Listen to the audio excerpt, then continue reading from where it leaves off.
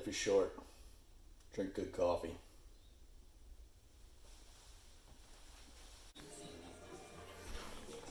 Hey, lady. Going riding. Bye bye. Be a good boy.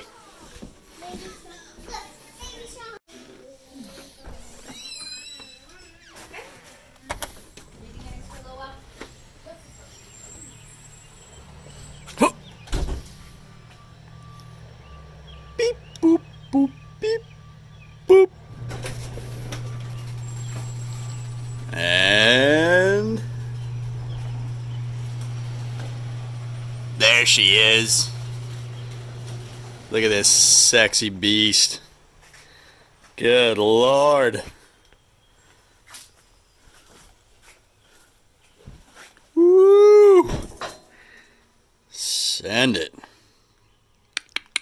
Don't mind that disgusting bench. Had a little bit of a tool vomit situation there. Just, yeah. Anywho.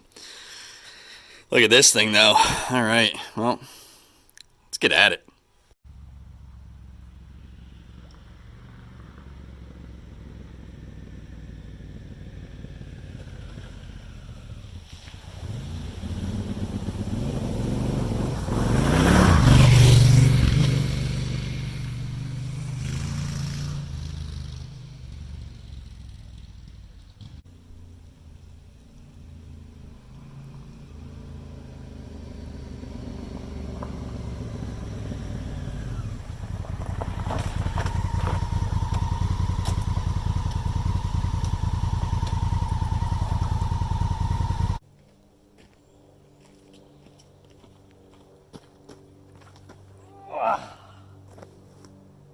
All right. Hired. We got a local airport right over there called Van Sant. If you guys aren't familiar with Bucks County, PA, it's a pretty awesome place to ride. If you're on the East Coast, I would totally suggest before I get into this video, I gotta say this real quick. Go to Van Sant Airport, check that out. It's one of the few grass strips in the country that's really alive and well. And then go just drive around the area, ride around for a couple hours. You'll be happy you did. So anyway, Downstater, I'm here to talk about the bike behind me, the Africa Twin, and maybe a little bit about ADV bikes in general. It's a growing segment, and it's one that let's go back a little bit. A little bit about me. I've been riding about 28, 29 years, something like that in total. On the street legally, about 19 years. In that time, I've probably owned, I would say, somewhere in the realm of 30 bikes, something like that. Maybe a little less, maybe a little more, but a lot. A lot of bikes. I'm a little bit bad with that. So, I'm no Valentino Rossi. I'm no, Graham Jarvis, but I've got a fair amount of time in the saddle and a lot of miles under my belt. And at this point, I have some opinions, right or wrong. It's what they are. And so, I wanted to basically talk about, like I said, the segment and the bike behind me and how it's kind of changed for me. And then we'll get into the bike a little bit more. In all, fairness and in all honesty, I used to kind of hate on the ADV segment. It was something that I thought was kind of lame and kind of, I hate to use the word poser, but it kind of seemed like that to me. The reality is the older I get and the more riding I do, I realize it's a great segment. And it's really opened my eyes and kind of woken me up to a part of motorcycling that I just never really thought about or knew about. For years I was mostly a dirt rider. I rode dirt bikes, enduros, dual sports, whatever you want to call them.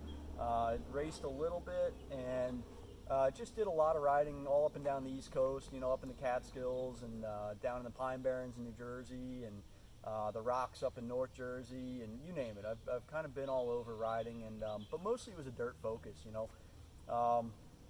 And we used to, I think I can speak for a fair amount of people. We used to look at the BMW guys with their big fancy $25,000 bikes and their, $3,000 suits and go, come on, man, what are you doing, And the reality is, they were kind of doing it right. I'm not saying you have to go spend that kind of money, because I certainly didn't, but the bikes themselves are really solid, and there's a couple reasons why that I really wasn't privy to. I didn't really know. I hadn't really been on many of them. I've been on a lot of bikes over the years, tons. I've owned a lot of bikes. CBR 1000RR. Tons of different sport bikes I've owned. I've owned cruisers. I've owned a bunch of dual sports, DRZ, Yamaha WR. You name it. I mean, if you can you know, pretty much hit any of the bikes. If you just name one, I've probably owned it. And it's really, so you kind of have formed opinions, I guess, is where I'm coming from. And they're not always right. And I'm willing to admit when I'm wrong. So anyway, the funny thing that got me to this point was I bought a cheap little BMW 650 GS. And it was... I'll never forget it. It was on a whim. I just needed something to commute on. It was cheap as hell. I think I paid $2,000 for it. It had like 3,000 miles. It was a GS 650, so it was their beginner model. And I went, I've never had one of these ADV bikes, and I just need something to beat on to get to work on. I don't want to put miles on my nice bikes. Let me just buy it, right? I expected nothing from that bike. Nothing. I expected it to be just a clunky beginner bike and just throw some miles on it, get rid of it in a couple years, whatever. That bike changed my whole view. It changed my life a little bit, honestly. And it sounds silly saying that, but it's the truth. I ended up finding myself just riding it for hours on end and really loving it. Like just not even, there was no boredom. There was no, all right, I'm done here. It was like, God, I don't want to get off this thing. This thing is so fun. It's so nice and comfortable. And the ergos, I remember laughing because, I was cornering that stupid little GS 650 harder than I was cornering, sport bikes that I've owned. Because it was just, again, it was a well-engineered bike. BMW, there's one thing you got to give them credit for. They know how to design a bike. I have some issues on some other parts of their bikes that I'll get into in a second. Sometimes, the Germans over-engineer things a little bit, so, there's that. But the ergos of that bike and of ADV bikes in general are a great thing, I'm getting a little older, I'm in my late 30s, and things start to hurt at this age, and you start to get problems, and I had a cervical fusion done not long ago, about 2 years ago, so a lot of bikes aren't great for me these days, even riding in my truck in the morning to work, it can get pretty bad after about an hour, whereas these bikes and that bike are fantastic. I actually barely get any pain because you're so symmetrical and your ergos are so good. It's really a nice thing. So anyway, the GS was a different world for me. Just so you know, I am on a public road and there's a creek crossing behind me, and you're about to see a guy probably go across that creek, so hang tight here.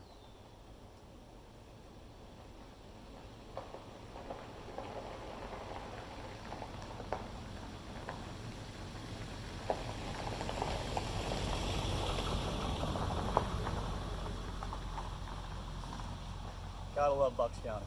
Anyway, so yeah, I remember just being on the GS and being, 4 hours into a ride, going nowhere, just wandering in the woods and on dirt roads and going, man, why am I still on this bike? And why am I so happy? And why is this so enjoyable? I'm like, I was shocked about that bike because, again, I expected nothing from it. It's like, it's such a weird thing for me, having such nice bikes over the years and, all this stuff, and it was a weird experience, but it was a good one. So I ended up selling the GS 650 after I realized I kind of liked it. I liked that segment, but it was still pretty weak. It was a single-cylinder 650, and I had some issues with BMW engineering. They tend to, like I said earlier, they over-engineer. I remember to get to the battery on that bike, it was about 16 screws or something like that, if I remember correctly. It was frustrating at best, so between the performance and then that part of it, I said, I'm good, So I wanted to get to something a little bit bigger, a little more performance oriented, but still in this segment. And I was going to buy a GS 800. That was kind of what I had my sights set on. They're great bikes. I've ridden them before. Fantastic machine. And you can get them fairly cheap, affordable, I would call it, on the used market. Then I came across, actually, a good friend of mine ended up buying an Africa Twin, and I came to find out that the dealers are just unloading them. And I was sitting there, I'm like, wait a second, that's a $13,000-$14,000 bike. You know, it's a beautiful bike, and it's got a heritage, and what's going on? Why are they unloading these bikes? And you know, I still don't quite understand it, because it really is a great bike, but you know, Honda maybe overproduced, maybe undermarketed, maybe, you know, I don't know. I really don't understand what was going on. But the bottom line is that you can get these bikes as leftovers almost anywhere in the country still to this day. I bought this bike in 2019. Yeah, 2019. It was a 2017, so it's the second year of production. And I actually wanted a 2017. You know, for I didn't really want throttle by wire. I didn't want a couple of things they did in 2018. So I wanted a 2017. So I specifically looked in 2019 and found a couple. And then I'm a Honda guy. I got a Z50 tattooed on my arm. I like the kind of heritage Honda colors, so I wanted this one. So I ended up going to a local dealer and just said, hey, you know, are there any in the warehouse? So, you know, I'm not gonna haggle with you. Look, I got a buddy. He paid $9,500. I'll give you $9,500 if you can get me one of these out the door, tax tags. He said, yeah, no problem. Throw me $1,000 deposit. We'll see you in 3 days. I mean, it was literally that easy. So, you know, it was a done deal at that point. So in the ADV segment, there's a lot of options, and they're all really good bikes. I'm not gonna sugarcoat that, or, you know, I really don't have hard opinions on things. As I said, I do love this bike, but I've ridden, you know, the BMW GSs, I've ridden the KTM 1290s, I've ridden the V-Stroms, I've ridden, you know, the Multistrada. Gosh, there's so many. You know, Aprilia's got theirs. You know, there's just so many options out there, and they're all quite good. Not sure what Kawasaki's doing. The Versys, not a bad bike, but just, I don't even know. I think Kawai's coming out with a new ADV bike. I don't know, but anyway, there's not much there. I haven't ridden the Versys, and not a big fan either. But the bottom line is there's some great options out there on the ADV market for good prices and good performance and all the rest of it. But for me, value for dollar, heritage, and some more stuff that I'll get into in a little bit was what kind of sealed the deal, you know. And when I found out I could get a brand new bike for that kind of money, that was it for me, and I haven't regretted it, you know. So the only other one I was thinking about was the Yamaha T7. It's coming out soon. It's supposed to be an amazing bike. I have a Yamaha dirt bike, and I love Yamahas too, but it wasn't out, you know, and it was a little more dirt oriented. I really, you know, I commute and I do long rides, and I want something that's heavy enough to kind of be stable on the highway. So that was definitely a deciding factor for me. You know, these bikes are a little over 500 pounds, and although I'll get into some cool parts about that, it's a good thing on the highway. You know, it's a very stable bike. So yeah, for me, the clear choice was the Honda for the price, the quality, value for the dollar. You know, what you're getting for that price, and the fact that I could go new for that price. That was a beautiful thing, with a warranty and all that. You know, I've got in a little over a year, I'm just at a year basically. I've got 10,000 miles, which for some guys they're like, oh, that's nothing. I have 40,000 a year. Well, hey, good for you. I got 2 kids and a day job, so for me, 10,000 miles is a lot on a bike in a year. So, and it's been 10,000 really enjoyable miles, I have to say. So, this is not all puppies and unicorns. This bike does have downsides. You have to be clear about that. You have to be honest about that. I can't stand videos where it's just all good, and it's all great, because half the time they're paid to say that. I'm not being paid. I paid to buy this bike, and I'll tell you exactly, you know, the good and the bad, the ugly and the great. There are definitely some bad sides. So we'll get into that in a second. But out of all the aforementioned bikes that I went through, this was the clear winner, you know, and it still is to this day. And so let's get into it. You know, the big overall thing, like I said, quality, value for the dollar. There are none that I can tell you as a new bike that you can buy right now for that kind of money that give you this kind of performance, period. I don't know of any. and I'm pretty well up on the market. You know, I stay up on it pretty well. Um, the Africa Twin provides me all day comfort on the highway. You know, I can ride 400 or 500 miles in a day, even with the issues I have with my spine. Fine. Much better than like being in an office chair or being in my truck, for instance. You know, the ergos on this thing are just spot on. Honda did a great job with that.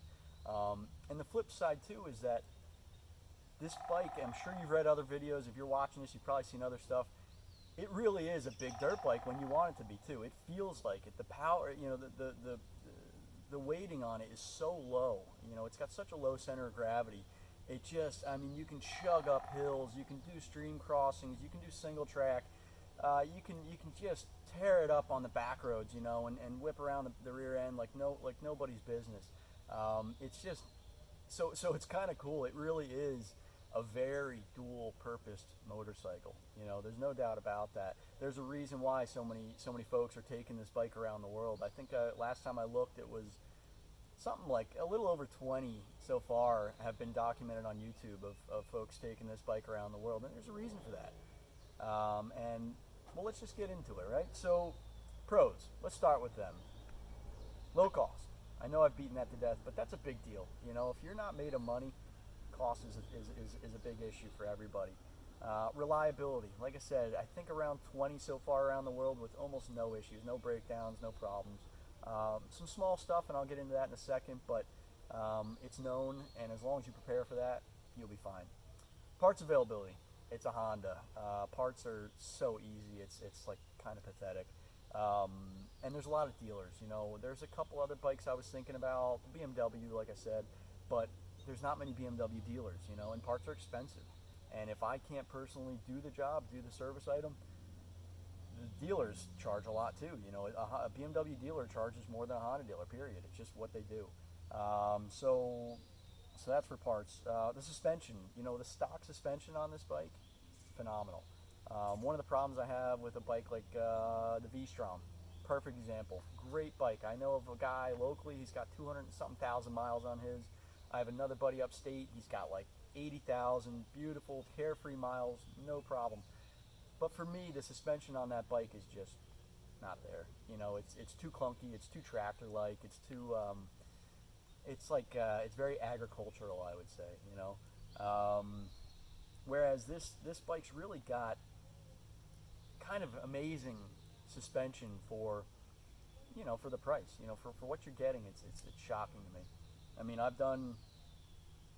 big jumps, but I've done, you know, I've gotten the bike 2-3 feet in the air, and it just lands like it's on a pillow. But then it also is, so it's firm enough for that, but then it's soft enough for the wife and I to go up and ride all over the back roads, and she doesn't complain one bit. So whatever they did it right. You know, Honda did a nice job with the stock suspension. I see zero need to upgrade to Öhlins or any of this other stuff that's available. For my purpose, maybe I'm just a simpleton, but the stock suspension is beautiful. Ergos, I touched on that earlier. The ergos on this bike are just perfect. You know, I didn't even have to do bar risers. I'm 5'10", 185, 190 pounds, depending on the week. And it was just perfect right out of the box. You know, the bike just, it does everything I want, and it keeps me in good shape for, you know, a 4 or 5 hour ride. No problem whatsoever. There's a lot of other bikes, even in the ADV segment, that I can't say that about. The Multistrada is a perfect example of that. A buddy of mine's got a Multistrada. After about 30-40 minutes, I was ready to give it back. You know, and it's nothing against them. It's a great bike. I love Ducatis. They're great. It's just a personal preference. You know, for me, I did not like the ergos on that bike whatsoever. I find a lot of Yamahas that way too. You're on top of the front tire, and it's kind of twitchy to me, and just not a fan. You know, design. I personally love the design of the Africa Twin, and let's be honest, it's not all about that, but there is a little bit about that. You should love the bike you're on. It should look good to you, you know. And while I am very much more of a function before form kind of guy, I like the form too on this, so that's a plus. Aftermarket support is fantastic. Obviously, the aftermarket jumped on this bike. They went crazy. You can buy every little nut and bolt. I did the high fender, set of crash bars, the Machine Art Moto. Uh, I can't even talk. Hand guards, which are phenomenal. I'll get into that in another video. A couple other things. I did the Happy Trails racks, Nelson rig bags, a cheap knockoff Pelican box on top, which has worked flawlessly. Better tires, stuff like that. The aftermarket for this thing is just all day. Easy to come by, easy to get, cheap, good to go. Why not? That's a great thing. Some of the lesser known bikes or some of the lower selling bikes, it's tough. It's tough to buy some parts for them, and you end up paying more. So that's something to think about.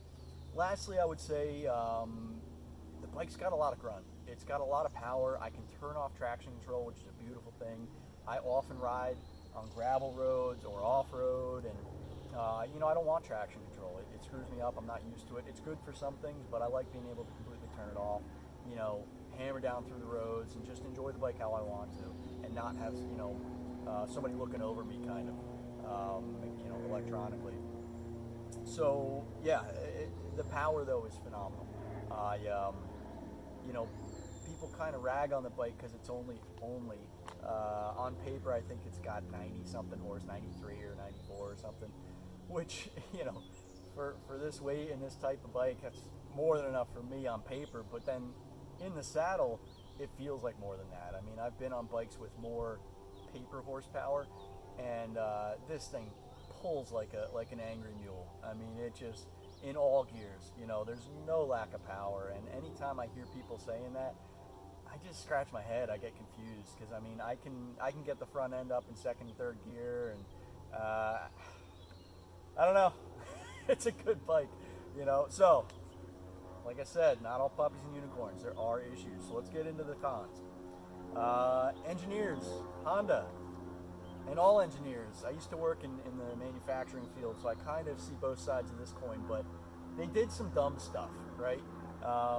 And it kind of is funny because one of the reasons I got rid of the GS, besides the low performance, was the difficulty in working on it. It was a pain in the neck to work on that bike. Well, I got some good pros on this bike, but one of those cons kind of came back to bite me, which is the fact that this bike is hard to work on. I wouldn't say hard, it's frustrating, it's tedious. I'll give you some examples. The air filters are a nightmare to get to. And for an adventure bike, that's ridiculous. It's kind of like the old Triumph Tigers. You had to take off a bunch of stuff on them to get the air filters. I think they fixed that in the new model, but this is a joke. It is an absolute joke.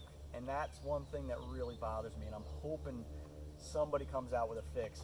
Christ, I'll cut right into my plastics if I have to put a little door in there so I can quickly and easily service my air filters. There's two of them on this bike, and it's just a nightmare. I also added a 12 volt socket. This is the base model, just so everybody's aware, and it didn't come with a 12 volt socket. I guess Honda likes to make people add stuff on after, whatever. So to get that on, though, is a nightmare.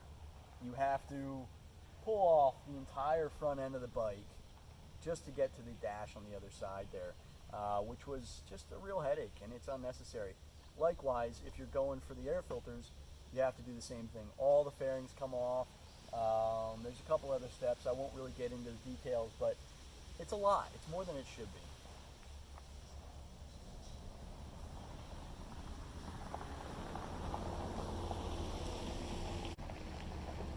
So that's definitely been annoying for me to experience, but it's not the end of the world. I've gotten pretty good at pulling these fairings off.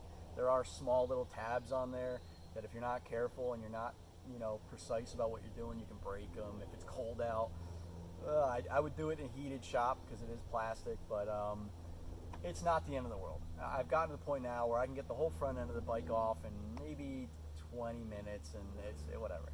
I'll deal with it. Battery is right there. It's kind of a silly place for a battery. It deals with a lot of heat. The battery is kind of sideways, so I use AGM batteries on everything anyway, so I really don't care, but you have to use an AGM, obviously, because it's not straight up. It's not easy to get to. It's not horrible. There's one bolt on the other side, but I have crash bars, so it kind of is in the way now, and it's just kind of a hassle. I don't love where the battery is, but if you look at the rest of the bike, there was really not a very good place to put it anywhere else. I'm sure they could have figured out a way to get it under the seat, like most bikes, but it is what it is. So air filters, battery, not a fan. Valve check is going to be coming up. I think the manual, I'd have to look. I think it's 20,000 miles or something like that. I'll probably do it before that because I'm kind of hard on the bike, and I rev it out a fair bit. And anyway, so that's going to be a nightmare. I've watched videos. It's a headache. I mean, you got to pull the whole front end off, tank. It's a fair amount of work, you know. Not the end of the world, but it's tight in there, and it's tedious. You know, there's some other bikes that you barely have to do anything and you can pull the heads, or pull the valve covers, I should say. This bike, no. That's going to be an all-day affair for me, but whatever, it is what it is. The last thing that I was able to think about or mention would be the one-piece frame.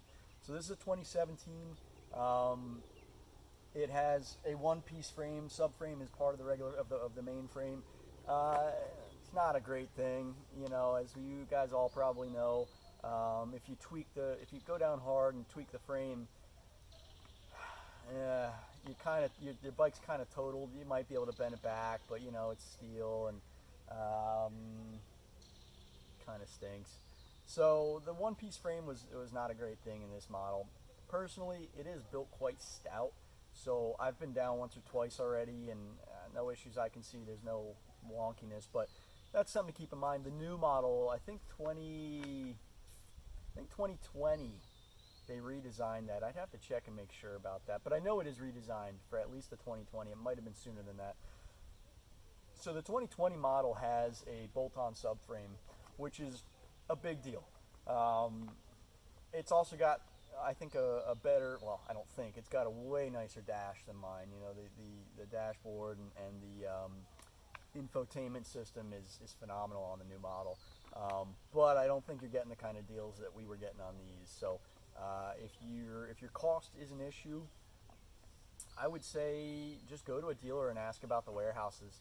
They can pull it up right on their computers and tell you, hey, yeah, we got 6 more 2018 sitting in the warehouse. I got this color, that color, this color.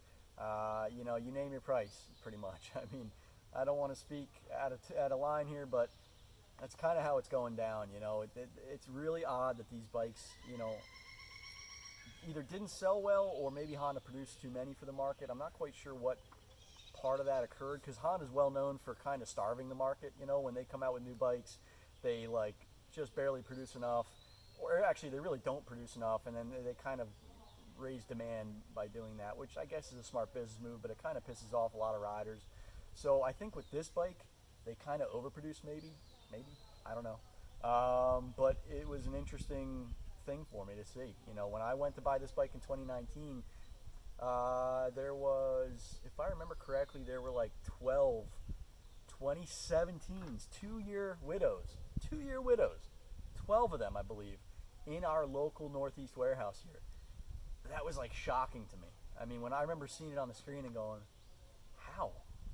What are people doing? 2017. So anyway, look around. I will wrap this video here and basically say, for me, for the dollar, there is no better bike out there right now. Without a doubt. I say that with 100% assurity. There is just nothing better right now for the money. Are there better bikes? 100%. You know, performance-wise, the KTM 1250s are insane. Great bikes. Reliability, it's a KTM. I've owned 2 of them. They have their issues, you know.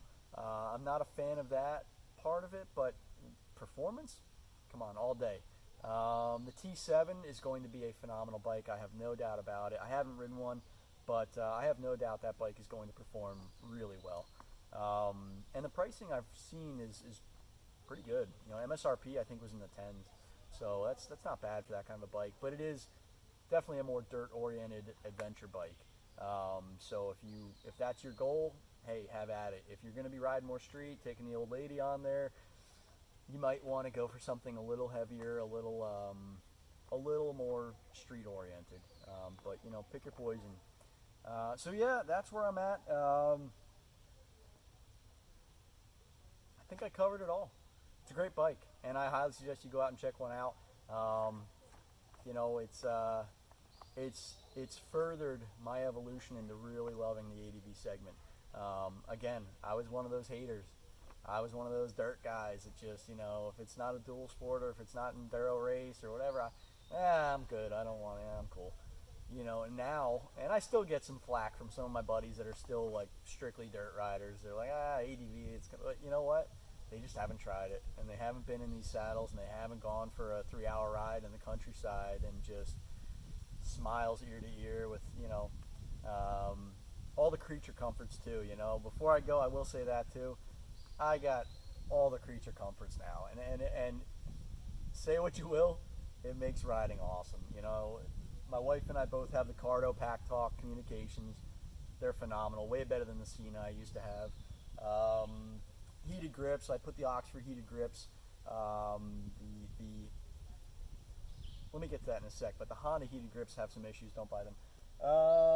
You know, Airhawk seat, a couple things. I did have a taller windshield, I took it off. But, you know, so I have some creature comforts on here, and it's made the bike really just a dream. It's just so enjoyable to ride in all types of terrain. One last thing before I go. I forgot to mention these things, and I told you earlier in the video I would. There are some known issues with this bike. One would be the front valve seals, or excuse me, fork seals. They are known to fail prematurely. Not a big deal. There's a company that I can't recall at the moment. I'll try to find it and put it in the description, but they make a set of fork seals that are pretty cheap and really high quality, and once you swap them out, no issues, good to go. Mine have not blown. I have 10,000 miles.